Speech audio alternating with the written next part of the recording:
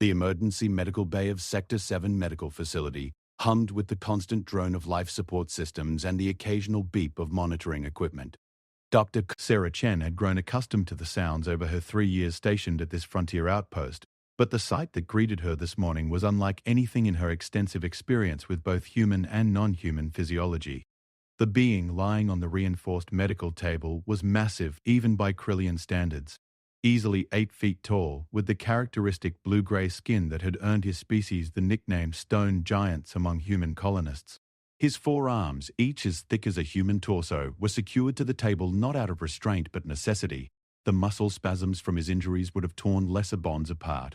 What struck Sarah most wasn't his size or his alien features, but the network of scars that crisscrossed his body like a roadmap of violence, and the fresh wounds that spoke of a recent battle that had nearly claimed his life. Patient designation K, 7741. Her assistant, Nurse Martinez, read from the tablet as they approached the table. Krillian military found floating in an escape pod near the asteroid field 3 days ago. Internal bleeding, multiple fractures, and, she paused, consulting the readings. Severe psychological trauma indicators, according to the neural scans. Sarah nodded, pulling on her surgical gloves. The Krillians were known throughout the galaxy as warriors without equal. Their military prowess had earned them respect and fear in equal measure. To see one reduced to this state was jarring. She began her examination, her practiced hands moving over the alien anatomy she had studied extensively but rarely treated. Krillians were proud. They typically preferred to die in battle rather than seek medical aid from other species. As she worked, reviewing the preliminary scans and blood work, a commotion erupted from the corridor outside. Through the reinforced glass of the medical bay, Sarah could see a group of Krillian officers in their distinctive black armor approaching. Their leader, a particularly imposing figure with silver rank insignia denoting high command status, was gesticulating angrily at the facility's administrator, Director Walsh. "I'm telling you, Colonel Zex-High, we followed standard protocol," Walsh was saying, his voice carrying through the supposedly soundproof walls. "Any being found in distress is brought here for medical evaluation regardless of. You should have left him to die with honor." The Krillian colonel's voice was a low growl that seemed to make the floor vibrate. "Kethvar is no longer fit for service. He is broken, weak. Better that he had perished in the void than live as a shadow of what he once was." Sarah felt a chill run down her spine. She glanced at her patient, Kethvar apparently, and noticed something that made her heart skip. The alien's eyes were open, and very clearly aware. He had heard every word. In those alien features she saw something achingly familiar. Shame, despair, and the look of someone who had lost everything that defined them. The argument in the corridor continued. "The Krillian High Command has rendered its judgment," Colonel Zex-High declared. Kethvar showed cowardice in the face of the enemy. He abandoned his post, fled from battle, and survived when his entire unit perished. He is no longer recognized as a warrior of the Krillian Empire. We will not waste resources on his medical care. Do with him what you will."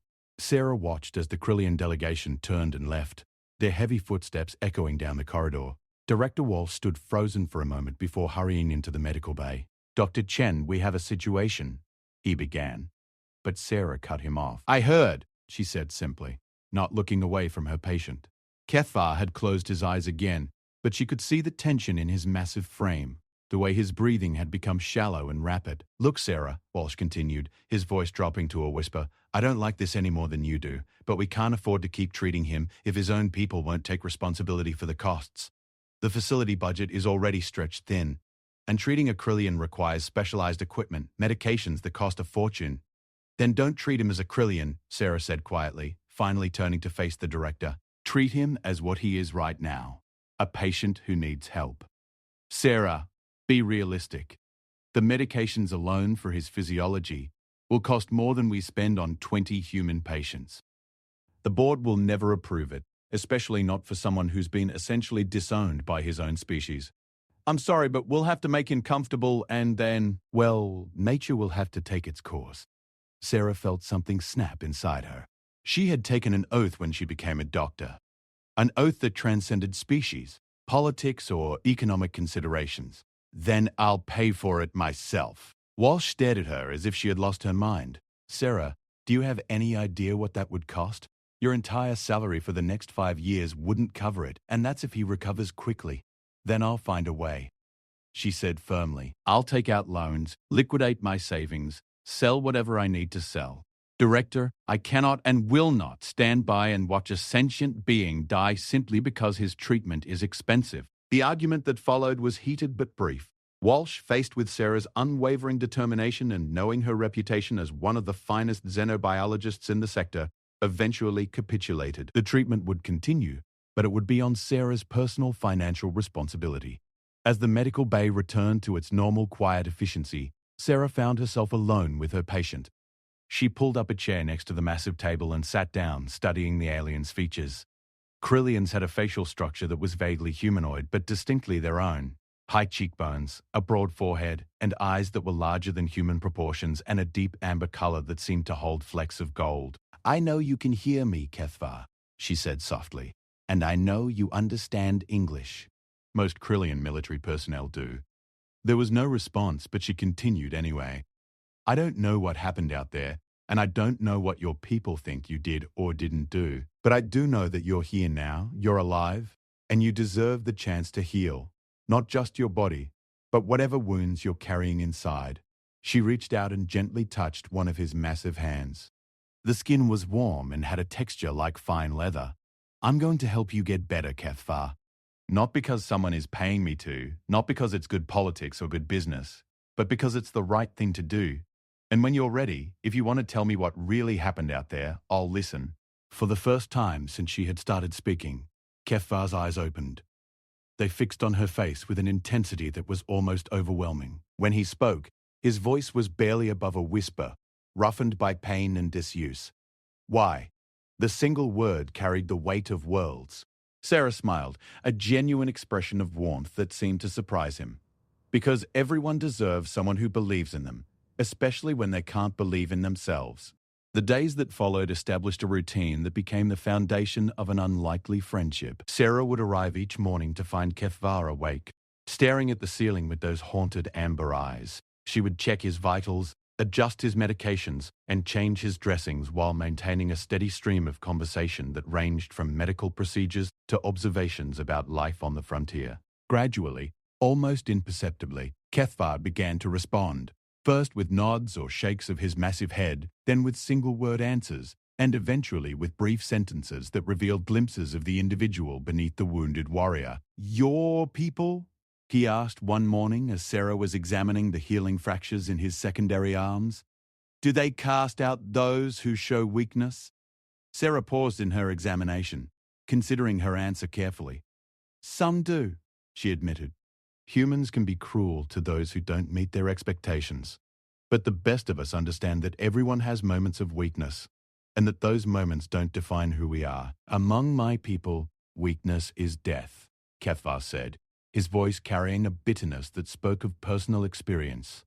"A warrior who cannot fulfill his duty is no warrior at all." "What was your duty?" Sarah asked gently. For a long moment she thought he wouldn't answer. Then, in halting sentences punctuated by long pauses, Kethvar began to tell his story. He had been a unit commander in the Krylian 3rd Assault Division, leading a squad of 12 warriors in a campaign against a species called the Veltar in the Outer Rim territories. The Veltar were raiders, pirates who had been attacking Krylian supply convoys and civilian transports for months. Intelligence reports had suggested they were operating from a base on an asteroid in a remote system, and Kethvar's unit had been sent to eliminate the threat.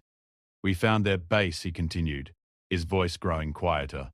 "But the intelligence was wrong. It wasn't a small raider outpost. It was a fortress. Hundreds of them, with weapons we had never seen before. Energy shields that our standard weapons couldn't penetrate, gravity manipulators that could crush our ships like insects." Sarah continued her examination, but she was listening intently. She could hear the pain in his voice, the weight of memory. "My unit, my brothers. They were the finest warriors I had ever served with. Brave, loyal, skilled beyond measure.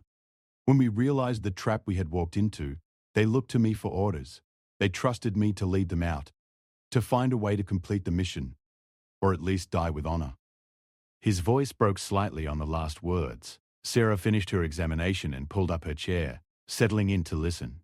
"I failed them," Kethvar whispered. I panicked. For the first time in my military career, I looked at the enemy before us and felt fear, not the healthy caution of a seasoned warrior, but pure, paralyzing terror. I couldn't think, couldn't plan, couldn't lead. I watched as my warriors died one by one, cut down by weapons they couldn't defend against, and I did nothing. "What did you do?" Sarah asked softly. "I ran," he said simply. "When only 3 of us remained, including myself, I abandoned my position and fled to the escape pods. I told myself I was preserving intelligence about the enemy, that I needed to survive to warn others. But the truth is, I was a coward. I left my warriors to die while I saved my own life."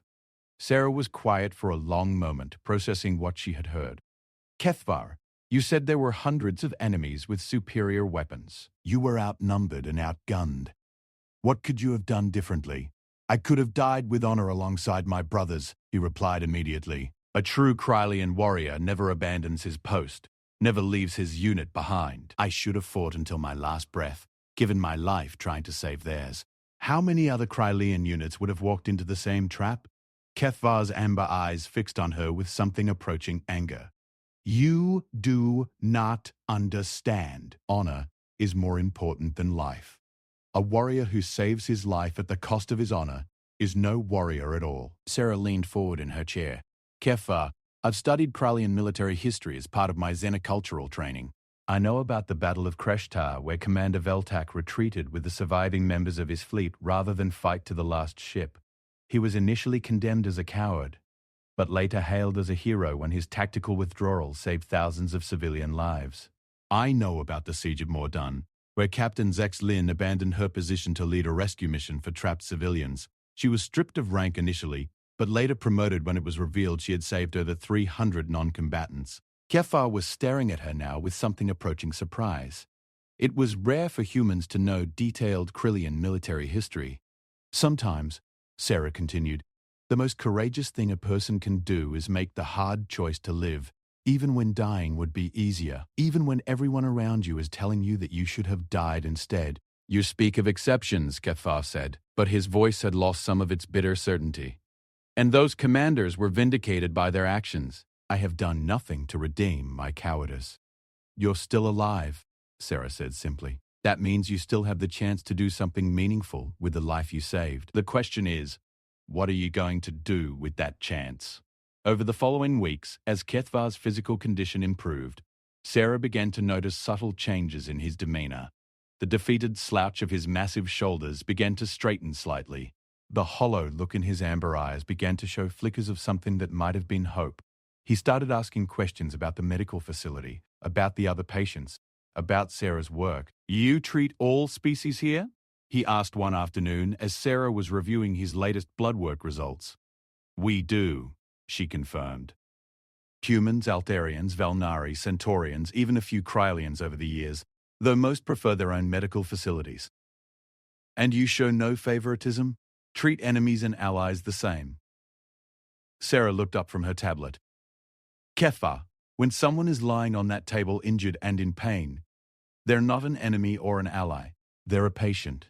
That's the only thing that matters. Even if they had fought against humans in the past, even then." Sarah set down her tablet and looked at him directly. "I've treated Veltar pirates who were captured after raiding human settlements. I've treated Krylian soldiers who were wounded in border skirmishes with human colonies. When they're in my medical bay, politics don't matter. Pain doesn't have a nationality or species." Kethvar was quiet for a long moment. "Your people are different than I was taught." "Different how?" "We were told that humans were soft, weak." "That you let emotion cloud your judgment and make poor tactical decisions." He paused. "But saving me, that was not a tactical decision. It was an emotional one, and yet it may be the strongest thing I have ever witnessed." Sarah felt a warmth spread through her chest at his words. "Strength comes in many forms, Kethvar. Physical strength, mental strength, moral strength. They're all important, but they're not all the same thing. I have always prided myself on physical strength," he said, flexing one of his massive hands experimentally. "It is healing well thanks to your care. But the other forms of strength you mention, I am not sure I possess them." You do, Sarah said with conviction. The fact that you're questioning yourself, trying to understand what happened and what it means, that takes mental strength. The fact that you feel genuine remorse for your fallen comrades, that takes moral strength. You're stronger than you think, Kethvar. You've just been defining strength too narrowly. As the weeks turned into months, Sarah's financial situation became increasingly precarious. The cost of Kethvar's treatment was indeed astronomical. Specialized medication synthesized to work with Krillian physiology, diagnostic equipment calibrated for his unique anatomy, nutritional supplements to support his massive frame during recovery.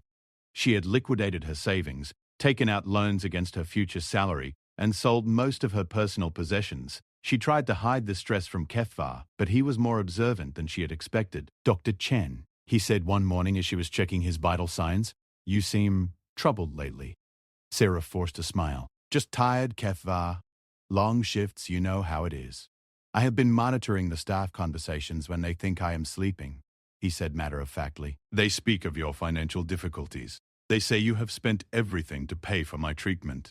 Sarah's hand stilled on the monitoring equipment. She had hoped to keep that information from him, knowing how Krillians responded to the concept of debt and obligation. Kethvar, that's not your concern. I made that choice freely. You are destroying yourself to save me, he said quietly. Why? Sarah set down her medical instruments and pulled up her chair, a gesture that had become familiar to both of them. Because everyone deserves the chance to heal and start over. Because you're worth saving, even if you don't believe it yet. And because, she paused, choosing her words carefully, because I've come to think of you as a friend. Kethvar's amber eyes widened slightly at the last word.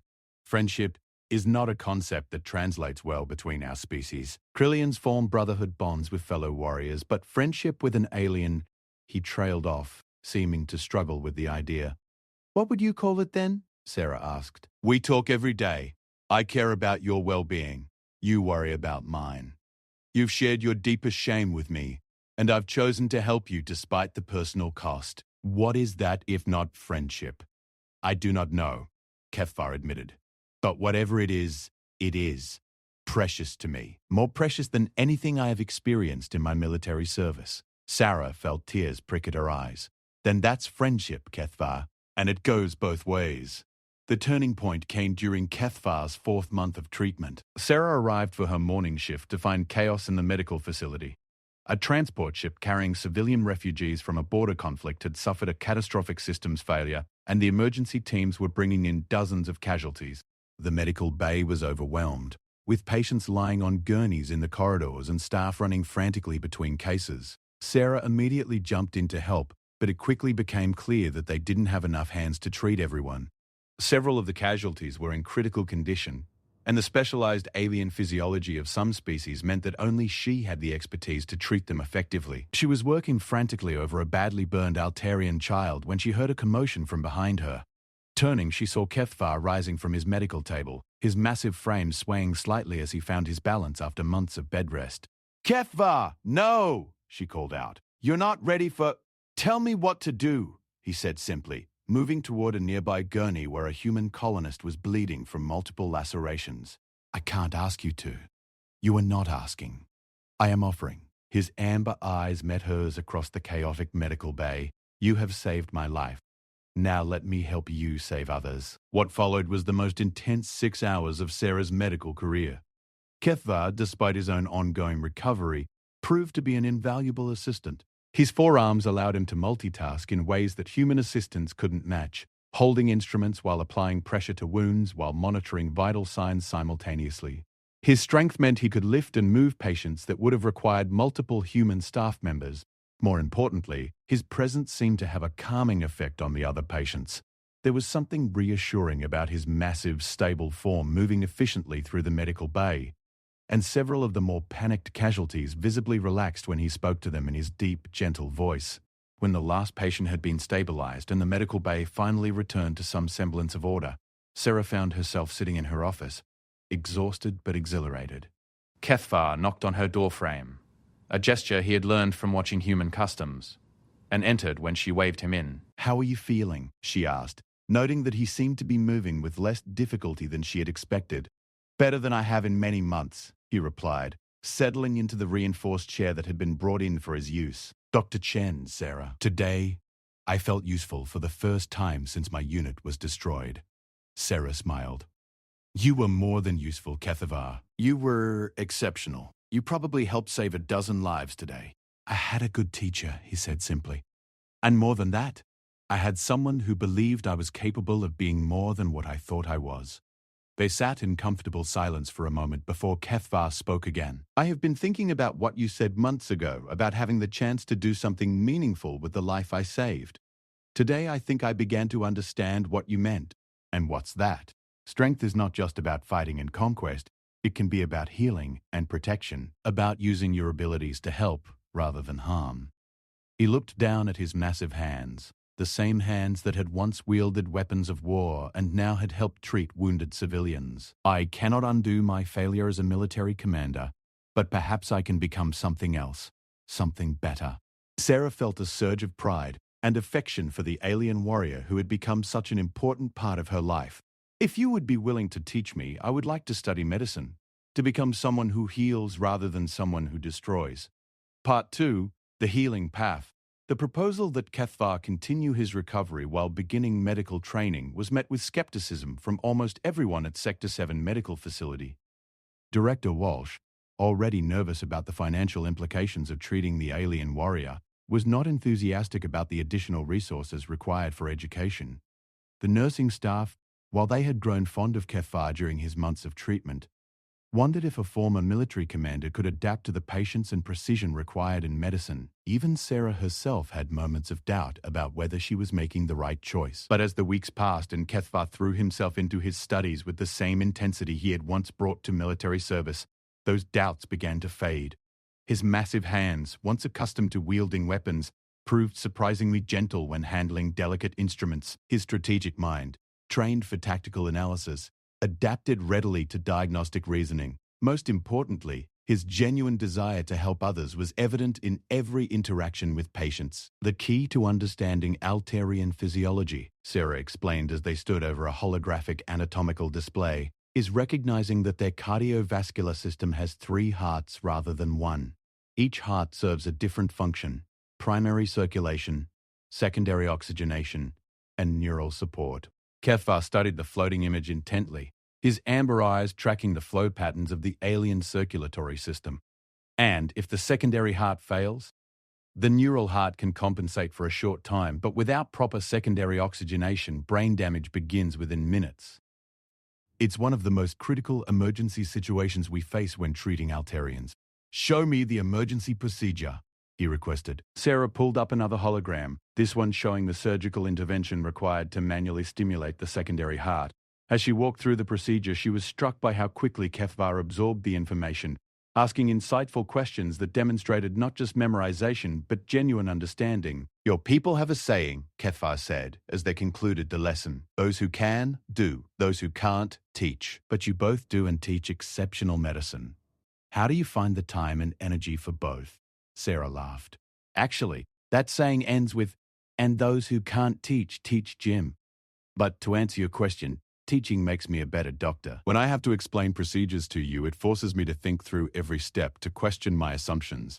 You've already helped me identify several ways to improve our emergency protocols. This was true. Kethvar's outsider perspective and military training in systematic analysis had led to several valuable insights. He had suggested modifications to their triage procedures that reduced patient waiting times, identified redundancies in their supply management system that saved both time and money, and even proposed a new layout for the emergency bay that improved traffic flow during crisis situations. I am beginning to understand why you found purpose in saving me, Kethvar said thoughtfully. There is satisfaction in taking something broken and making it whole again. Whether it is a patient's body or a former warrior's sense of purpose, the relationship between teacher and student gradually evolved into something more complex.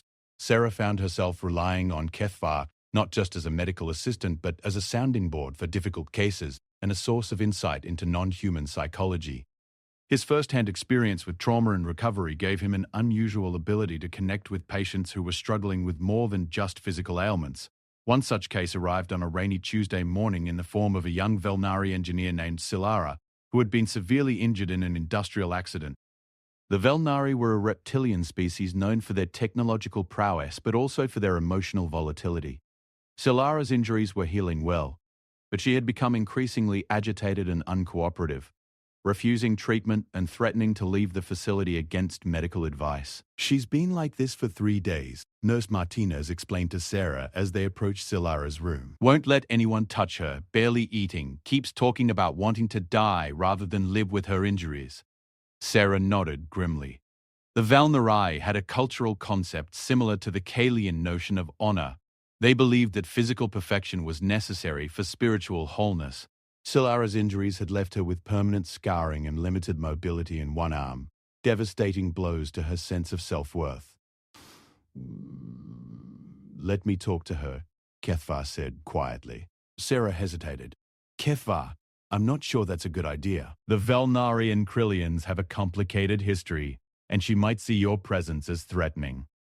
"Sometimes," he said, "it takes someone who has walked through darkness to guide others toward the light." Against her better judgment, Sarah agreed to let him try. They entered Silara's room together, and the young Velnari immediately tensed at the sight of Kethvar's massive form. Her scales, normally a vibrant green, had dulled to a sickly grey, a sign of extreme stress in her species. "Stay away from me, stone giant," she hissed in accented English. "I have no interest in whatever torture your kind has devised." Kethvar stopped several feet from her bed and slowly sat down on the floor, making himself less imposing. When he spoke, his voice was soft and respectful. "I am not here as a warrior, Silara. I am here as someone who understands what it feels like to believe that your life has lost all meaning." The Velnari's reptilian features showed surprise. "You know my name?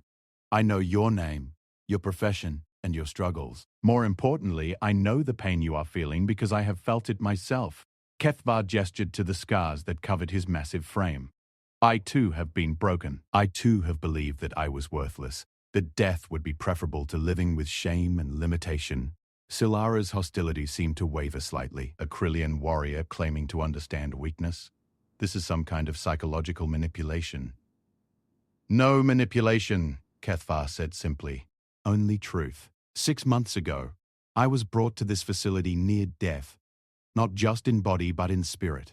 I had failed my unit, failed my people, failed every principle I had built my life around.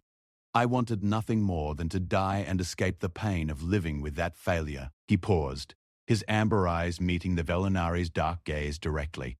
"Dr. Chen saved my life, not just with medicine, but by showing me that worth is not determined by past failures or physical limitations. She taught me that a person's value comes from what they choose to do with their life from this moment forward." Sarah watched in amazement as Silara's aggressive posture slowly began to relax.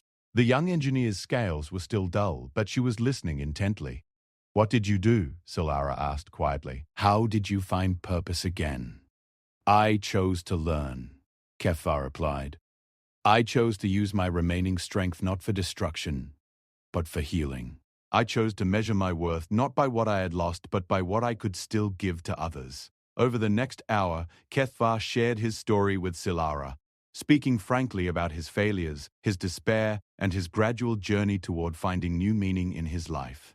Sarah found herself moved not just by his words, but by the genuine compassion in his voice. The way he spoke to Silara, not as a patient to be managed, but as a fellow traveler on a difficult path.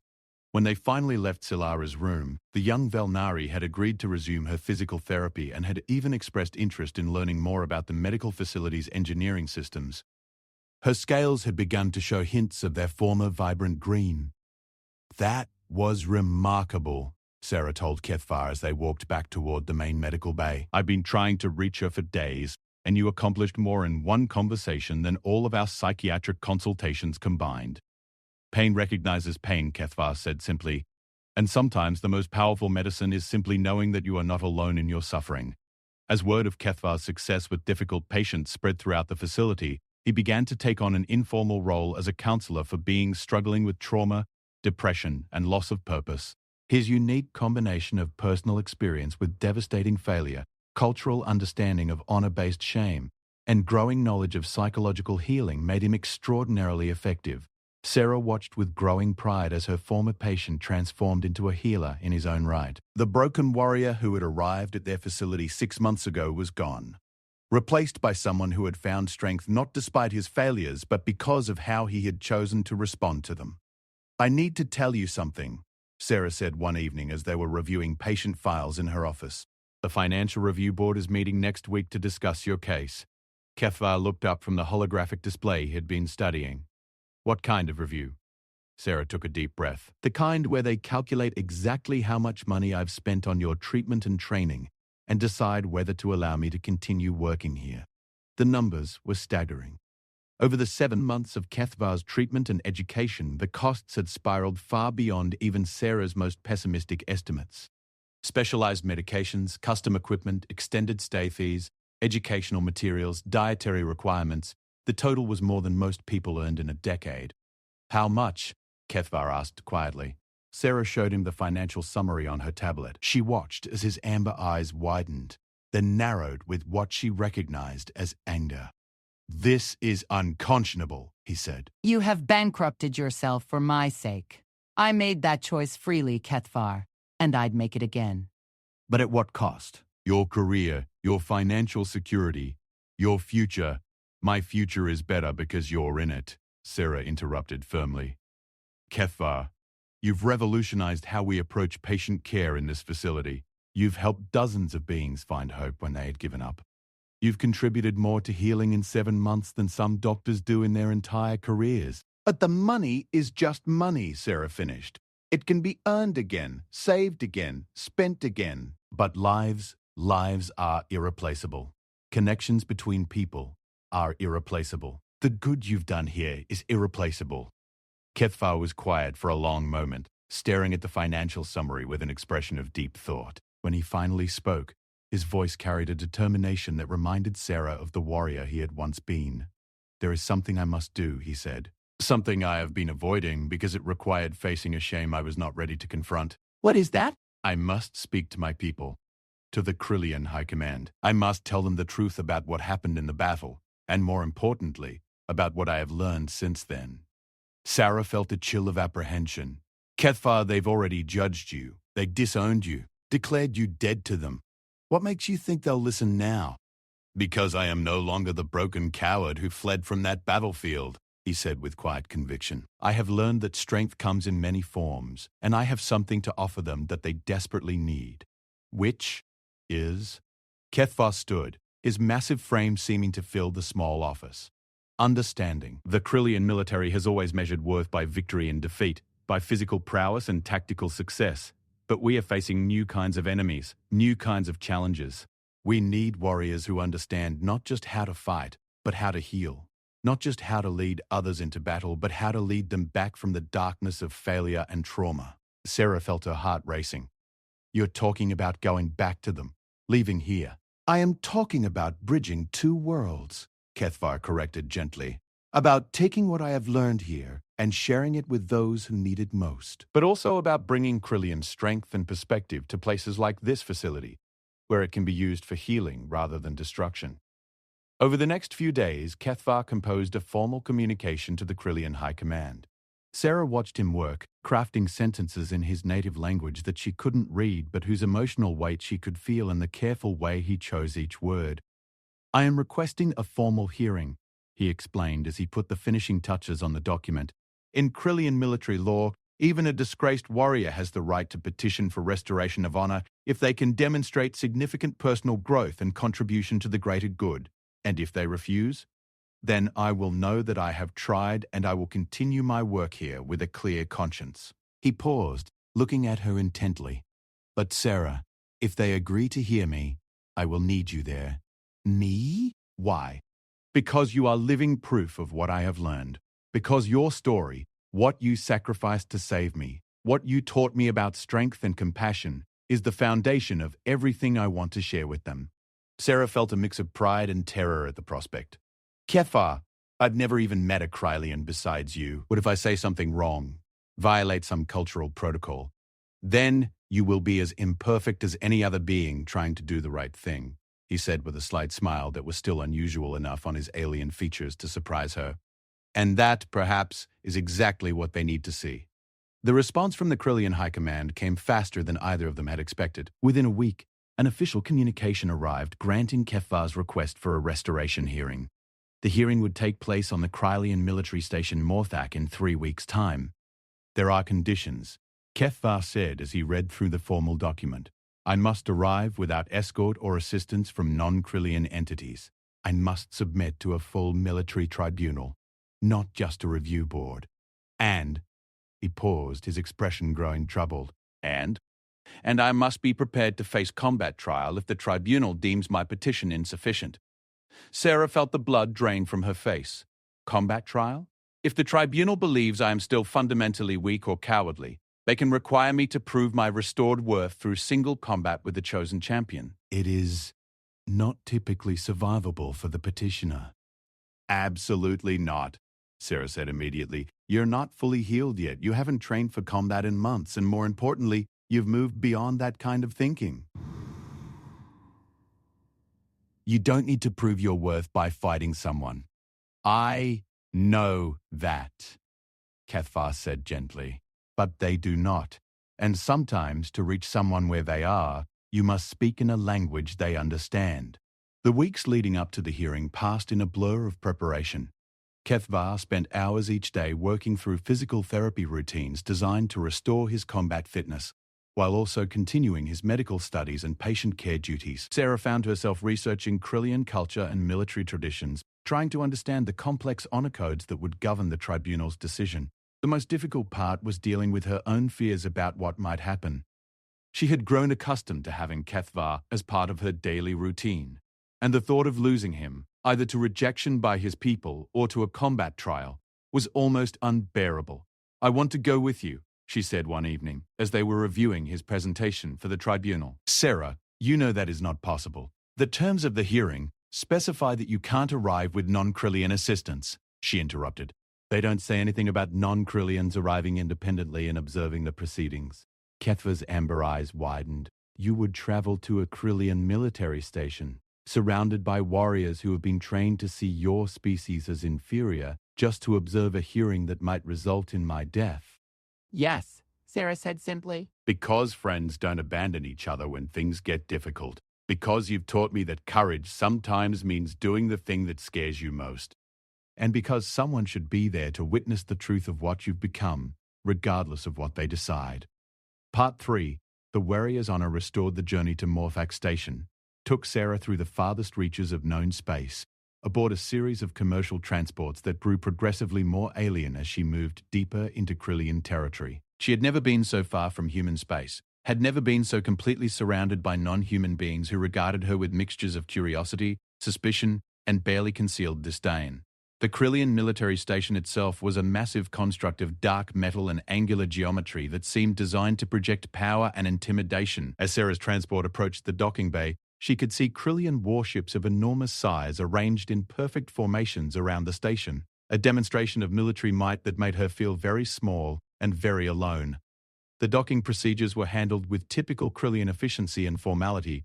Sarah found herself processed through security checkpoints operated by warriors whose massive frames and stern expressions reminded her of Kefvar as he had been when she first met him, proud, rigid, and utterly convinced of their own superiority.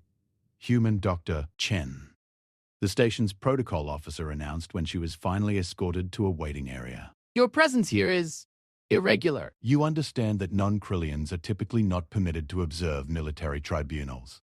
I understand, Sarah replied, trying to keep her voice steady. I also understand that the warrior Kefvar's petition concerns his experiences with non-Krillian healing practices. As his medical supervisor and the being most familiar with his transformation, I may have relevant information for the tribunal. It was a carefully worded statement that she and Kefvar had prepared during the journey, designed to invoke Krillian legal traditions about the importance of complete evidence in military justice proceedings. The protocol officer studied her for a long moment before nodding curtly. You will be permitted to observe, but not participate unless specifically called upon by the tribunal. Any attempt to interfere with the proceedings will result in your immediate removal from the station. Sarah agreed to the terms and was escorted to a viewing gallery overlooking the tribunal chamber. The space was austere and intimidating, with high ceilings and walls lined with the battle standards of famous Krillian military units. At the center of the room sat a curved table where 5 senior officers would serve as judges, while the floor space before them would serve as the area where Kethvar would present his petition. As Sarah settled into her seat in the nearly empty viewing gallery, she found herself thinking about the journey that had brought them to this moment.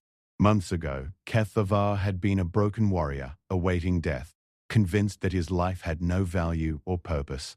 Now he was preparing to face the highest levels of his military hierarchy, not as a supplicant begging for mercy, but as someone who had discovered new forms of strength and wanted to share them with his people. The tribunal members entered first, 5 Krillian officers whose ranks and decorations marked them as among the most senior commanders in the military hierarchy. Sarah recognized the silver insignia of Colonel Zexai, the same officer who had originally condemned Kethvar as unworthy of medical care. The others were unfamiliar to her, but their bearing and the deference shown to them by the station personnel made it clear that this was a gathering of immense military authority. When Kethvar finally entered the tribunal chamber, Sarah felt her breath catch. He wore the traditional formal armor of a Krillian warrior. Dark metal plates that had been polished to a mirror finish, ceremonial weapons that gleamed in the harsh chamber lighting. But more than his appearance, it was his bearing that struck her. Gone was the defeated posture she remembered from his early days of recovery. He moved with confidence and purpose, his massive frame radiating a sense of inner strength that was fundamentally different from the physical intimidation she associated with other Krillian warriors. Warrior Kethvar, the senior tribunal member announced. You have petitioned this tribunal for restoration of honor and military standing. You were previously judged to have shown cowardice in the face of the enemy, and to have abandoned your sacred duty to your unit and the Krillian Empire. Do you dispute these charges? I do not, Kethvar replied, his voice carrying clearly through the chamber. The charges, as stated, are factually accurate. I did flee from battle when my warriors needed leadership. I did abandon my post to save my own life. I did survive when honor demanded that I die alongside my brothers. A murmur of surprise rippled through the chamber. Sarah realized that most petitioners in Kethvar's position would have attempted to justify or minimize their actions, not confirm them so directly. Then why do you seek restoration? Colonel Zexai demanded. If you acknowledge your cowardice, what has changed that would make you worthy of Krillian honor? Kethvar stepped forward, placing himself directly before the tribunal table. Honored commanders, I do not seek restoration because I have undone my failures or found justification for my cowardice. I seek restoration because I have learned that failure can be the foundation for a different kind of strength, and that Krillian honor can be expressed through healing as well as through warfare. For the next hour, Kethvar presented his case to the tribunal. He spoke of his medical training, his work with patients from dozens of species, his development of new approaches to treating trauma and depression. He explained how his understanding of failure and recovery had made him uniquely qualified to help other warriors who were struggling with the psychological wounds of combat. The Krillian military, he said near the end of his presentation, has always been supremely effective at creating warriors, but we have been less effective at helping those warriors when they are broken by experiences that exceed their capacity to cope. We treat physical wounds with precision and skill, but we abandon those who suffer wounds of the spirit. And you believe this medical approach can address such weaknesses? One of the tribunal members asked skeptically. I believe it has already done so, honored commander. Not just for me, but for dozens of beings who had lost hope and found it again through compassionate treatment and understanding that strength comes in many forms. Colonel Zexai leaned forward, his expression stern. You speak of compassion and understanding as though they were military virtues. But compassion does not win battles, Kethvar. Understanding does not protect our people from enemies who would destroy them. The galaxy is a harsh place that respects only strength and victory. With respect, honored Colonel, Kethvar replied, I have learned that compassion and understanding can be forms of strength that are more powerful than any weapon. They can transform enemies into allies, heal wounds that would otherwise fester into greater conflicts, and create loyalty that goes deeper than fear or duty. The questioning continued for another hour, with the tribunal members probing every aspect of Kethvar's experiences and transformation. Sarah could see that some of them were beginning to show interest in his ideas, while others remained skeptical or openly hostile. Finally, the senior tribunal member called for a recess to deliberate. As the officers filed out of the chamber, Sarah saw Kethvar look up toward the viewing gallery. Their eyes met across the space, and she gave him an encouraging nod that she hoped conveyed her pride in how he had presented himself. The deliberation lasted for what felt like hours, but was probably only 30 minutes. When the tribunal reconvened, their expressions were grave and formal. Warrior Kethvar, the senior member announced. This tribunal has considered your petition for restoration of honor and military standing. We acknowledge that you have undergone significant personal transformation and have contributed meaningfully to the welfare of others during your period of disgrace. Sarah felt her heart racing as she waited for the rest of the decision. However, the senior member continued, your actions during the battle against the Veltar represent a fundamental violation of Krillian military honor that cannot be overlooked regardless of subsequent redemption. Personal growth does not negate the fact that 12 warriors died because of your failure of leadership and courage. Sarah felt her spirits plummet, but the senior member was not finished. Therefore, this tribunal offers you a choice. You may accept a formal censure and be allowed to serve the Krillian military in a non-combat medical capacity, with the possibility of earning full restoration of honor through exemplary service over time. Or you may demand trial by combat to prove that your transformation has restored your warrior's courage. The chamber fell silent as everyone waited for Kethvar's response. Sarah found herself gripping the edge of her seat, knowing how important this moment was not just for Kethvar, but for everything he had worked to achieve. Honored commanders, Kethvar said slowly, I am grateful for the opportunity you offer, but I must respectfully decline both options. The surprise in the chamber was palpable. Several of the tribunal members leaned forward, clearly not having expected this response. I decline, Kethvar continued, because both options are based on the assumption that my worth must be measured by Krillian military standards. I have learned that there are other ways to serve, other forms of honor, other definitions of strength that are equally valid and perhaps more necessary in the galaxy we now face. Colonel Zexai's expression darkened. You dare to reject the mercy of this tribunal?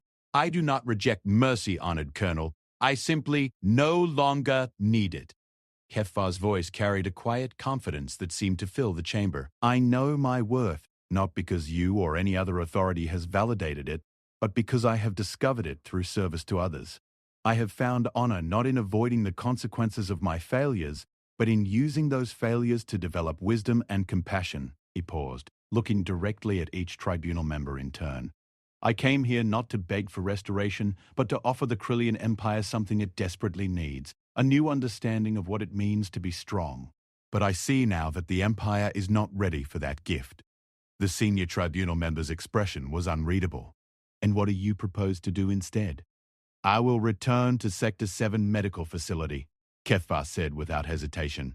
I will continue my training in medicine and trauma counseling. I will work to heal others who are broken, regardless of their species or the circumstances that brought them to that condition.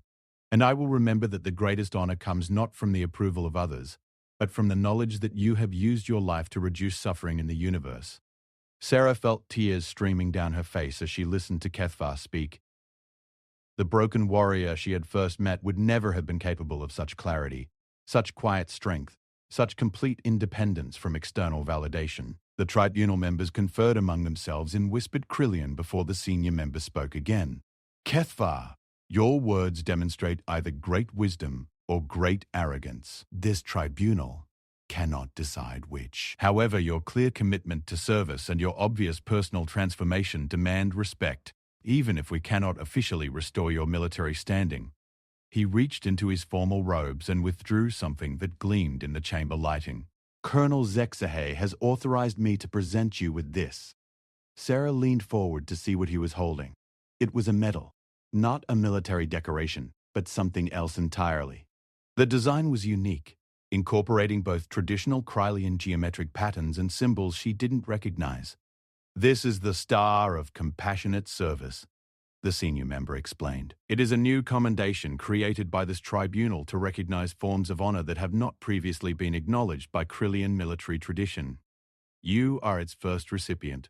Kethvar stepped forward and accepted the medal with obvious emotion. Honored commanders, I am deeply moved by this recognition. The medal carries certain privileges, Colonel Zexay said, speaking for the first time since the deliberation. You will be recognized as a friend of the Krillian Empire. with the right to travel freely in our territory and to speak on behalf of Krillian interests in medical and humanitarian matters.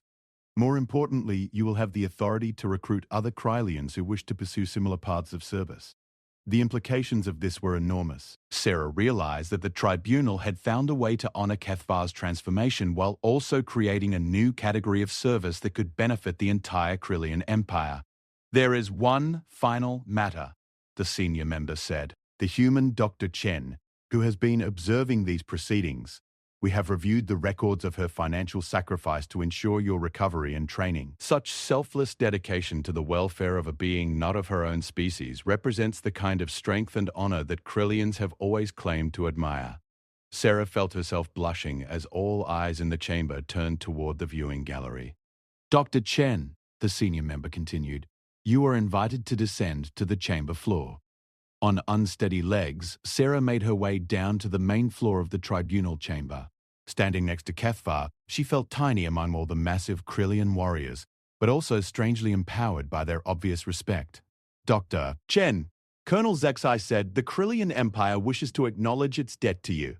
You saved the life of one of our own when we had abandoned him. You invested your own resources and future in his recovery.